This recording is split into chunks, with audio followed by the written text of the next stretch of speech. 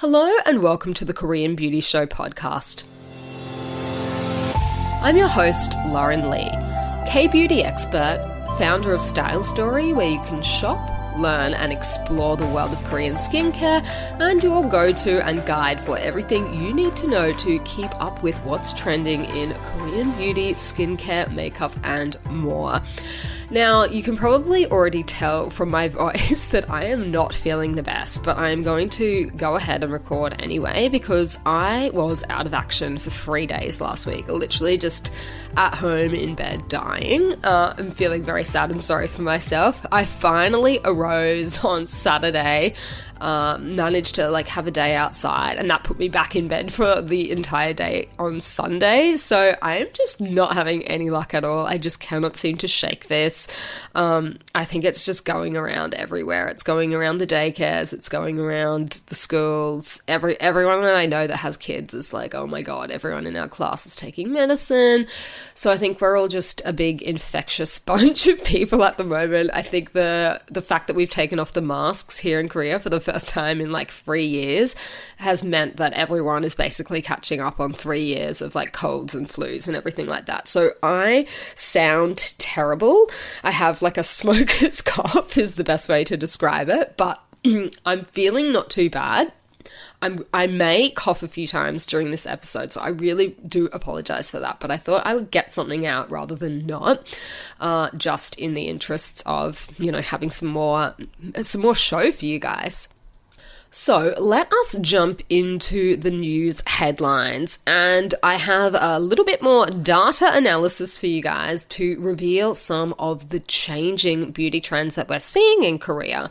So obviously we have just taken off the masks here fairly recently, and that has had an almost immediate impact on the trends and what people are looking for in terms of their skincare, their makeup, all of those kind of things. So interestingly, a lot of people are searching for cosmetics that will enhance the 3D effect of their face, the areas that were covered by the mask. So things like shading, cheeks, highlighters, anything that's adding a contour or maybe vitality to the face, to the jawline, nose bridge, cheeks, all of this is up about 160% year on year.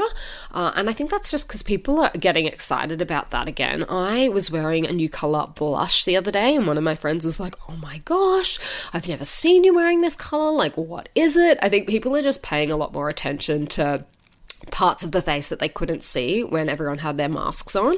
So that tracks even just from what I've seen and speaking to people. People are getting excited about doing makeup again. People are buying a whole lot of new products just to test out some, new styles and things like that.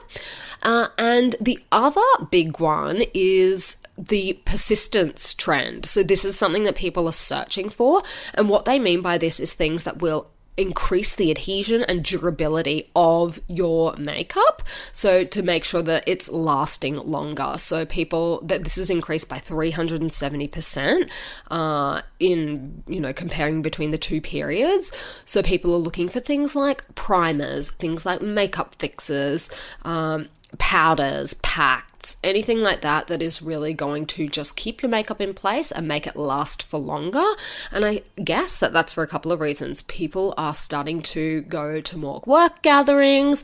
People are starting to hang out in a lot bigger groups with their friends. Spring outings, obviously it's spring here at the moment. Hwaeshik culture in Korea has changed a lot. This is the culture of going out all together as a company with maybe the people in your team or, the entire company, depends on how big it is, having a meal together, having some drinks together.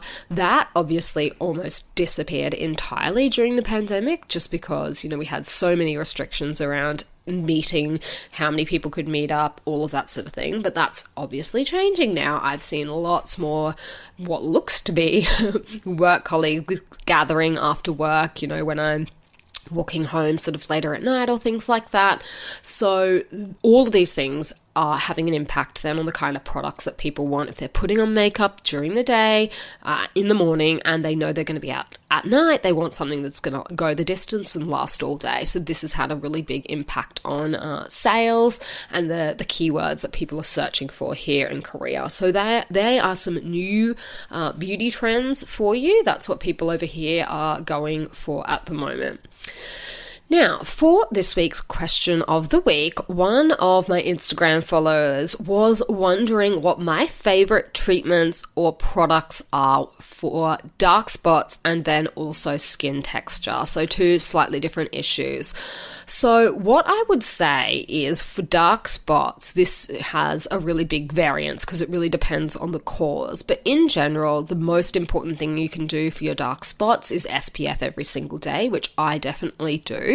Now, if your skin can handle it, vitamin C in the morning, pure L-ascorbic acid is a really, really good option just to help with general skin tone, unevenness, all of those kind of things. Vitamin C can be really good. And then something like a niacinamide at night. So if you've got, a couple of products maybe that have niacinamide in it, for me, I use our Jellicoe Bubble Tea Steam Cream, which has a functional amount of niacinamide in it, and I also use our Cherry Blossom Sleeping Mask, which does as well. So there are two products in my routine that I use at night that both have a functional amount of niacinamide. If you can, some people also like to incorporate a retinol into your skincare routine.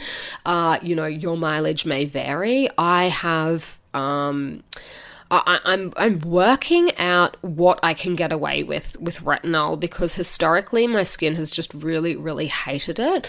So I'm trialing something a little bit new at the moment where I'm seeing if I can just apply it to specific parts of my face without causing irritation. For example, my forehead, because my cheeks just really don't seem to like it. That really makes everything flare up for me and I just can't get away with it. But even in discrete parts of the face, I'm just trialing that to see if that will work out for me. So at night is the best time to use your retinol if you can. All of those products are helpful for things like textural issues, but also for dark spots as well.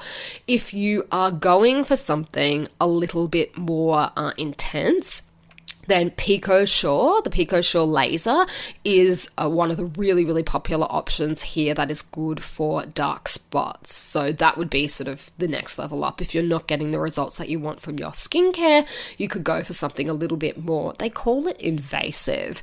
It's really just it's a machine, right? So you're having an intervention by machine rather than your everyday skincare products.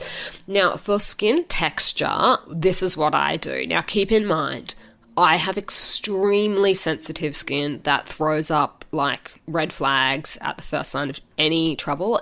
My skin really does not like acids at all, so I try not to use them when I can. I like to use manual style exfoliants so that I know exactly how much I've used and that I am fully in control. So that is just a little bit of background, I guess, information. For my skin, I do Subi's Hollow Dream mask once a week. I leave it on for about 5 minutes, just until I start to get that tightening sensation. Then I wash it off. That's a non-drying style clay mask. Obviously, if you leave it on for long enough, it will dry, but I don't do that. And the other product that I use is our Jellicoe Cinnamon Toast Sugar Scrub Foam once a week. Now, because this has sugar crystals in it, and because I have sensitive skin, I dissolve them a little bit first before I apply it to my skin. But I have never had any problems using this product. Some people say, sugar, isn't that a little bit rough or scratchy? But it depends how you use it. I press down with my hands to melt the crystals more gently into my skin, almost like a really light massage. That's how I use the product, and that's pretty much all I use in terms of exfoliation. I did mention before that I'm trialing out retinol, but I have not got to the point where I can use it consistently.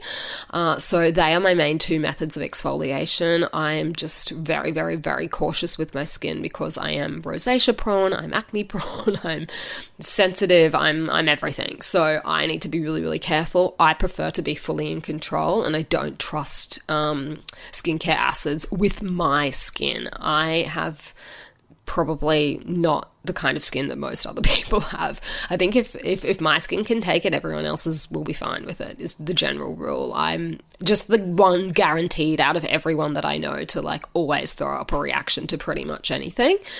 Now, the other treatment, if you are after a treatment that can help with skin texture, and by this I'm talking things like, if you've got acne scarring or deeper textural issues that are not going to be buffed away by a sugar scrub or a clay mask, for example, then a treatment like the Celas laser is something that I would highly recommend. It is a really great product. It is the one I have asked so many people that work at skin clinics in Korea what their favorite treatment is, and so many of the girls say that this is their favorite treatment that gets them the best results. Interestingly enough, when I was at the dermatologist a couple of weeks ago, I was asking him about this, and he said that this laser is made in Korea, but it got more popular overseas, so they started selling it overseas. And what they did is they updated the technology here in Korea. And the dermatologist I was speaking to was saying, I'm not a fan of the updated technology that they have in Korea. I think the one that they're selling overseas is the better technology. So he said he's actually imported one of the machines from overseas that they're using in the foreign market back to Korea because he thinks that that's the best one. So I guess that's good news for people living outside Korea. If you can find someone that has this Celas laser, in his opinion, that is actually the preferable technology. He doesn't like what they've done with the update. So there you go. That's just another little bit of insider information. This is a piece of equipment that is made in Korea but exported around the world. So if you find someone doing it overseas, fingers crossed you'll have the same technology. All right, now another reminder to everybody, in case you haven't already jumped in on this deal, we are offering buy one, get one free on our Jellicoe Cherry Blossom Sleeping Mask for Mother's Day. So buy one for you, buy one for your mom, you get the second one free basically. All you need to do is head over to the Style Story website. If you go on to the Jellicoe Cherry Blossom Sleeping Mask page, you will see a little present or a gift, whatever you want to call it, and it'll say something like buy one, get one free for Mother's Day. Click on that and it'll add the second mask to your order for free. And you'll see them both in your shopping cart when you go to check out. So I know some of our listeners have already contacted me. They've already redeemed the offer. So I hope for everyone else that is interested in doing so, you will get a chance to try out this mask if you've been wanting to try it out. That's our special offer for you for Mother's Day. All right, now on to our segment of the week where real people review Kbeauty products. And for this week's episode, we're going to do another edition of Why Did You Buy This Kbeauty Product? Once again, we've gotten some great answers. So we asked our customer, why did you buy APLB's Bee Pollen Propolis Serum? And she said, it's for my mum, it's the best serum. It makes the skin softer, no irritation, even though my mum's skin is always touchy. So there you go, a good non-irritating option there. And another APLB product, this one was the Sensitive Micro Cleansing Foam, and our customer said, I bought this because it's the best cleanser ever, no irritation. 1/2 pump mixed with water and it foams, lasts long. So thank you very much for that review. And then the last one was for COSRX's Propolis Synergy Serum. And our customer said, it's the best toner. It brightens the skin immediately and I have no irritations. That's why she bought it. So it sounds like they were all repurchases then for this customer with those 3 products. So thank you very much for sharing your thoughts with us, and hopefully if anyone is looking for a product that fits the description of any of those, that you have a few new, ideas in mind. All right, so to finish up with today's episode, I thought I would share some nails and fails of the week. Obviously, my biggest fail has been that I am sick. And, sometimes I hear people saying when they're sick, And I will confess, I did not do my skincare routine some of the days in between because I was just like, I didn't even move from my bed. I have no business going and doing skincare at this late stage.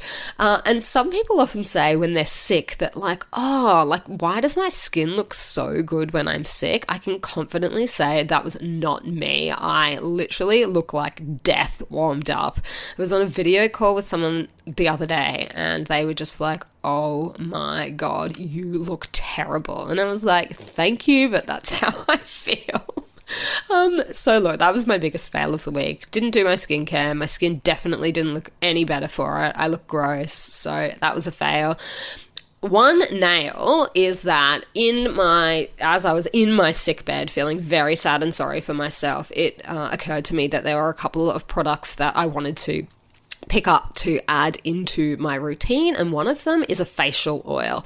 And if you've been a long time listener of the show, you will know that a couple of years ago I went through a stage where I tried pretty much every facial oil known to man. I just wanted to try and find one that I really love, and I finally found one that I actually really liked, that didn't irritate my skin or set off any of my many ailments. It was the Tree Rose Hip Watery Beauty Oil. And they promptly went out and discontinued the product. So I was very unhappy. Luckily, I'd stocked up on so many bottles of it that I could keep using it for a while. But the time has come, I've run out, and I need to start the process of finding my new favorite facial oil. So I ordered one, and it's too early to share with you yet. But first try was this morning, and I was very impressed. So it's too early to call it, but I have a feeling there might be a runner-up or a contender product for a new facial oil, but I need longer to test it. But I was very, very impressed by everything when I first sort of tried it out. Didn't have any immediate reactions to it. I enjoyed the smell, which was not common for me either with facial oils. So stay tuned if you're keen to hear a little bit more about that one. But there you go. They were my nails and fails for the week. I'm going to finish it up here. I hope that you enjoyed today's episode, and I will be back in your ears with another episode of the podcast for you shortly. In the meantime, I will see you on Style Story.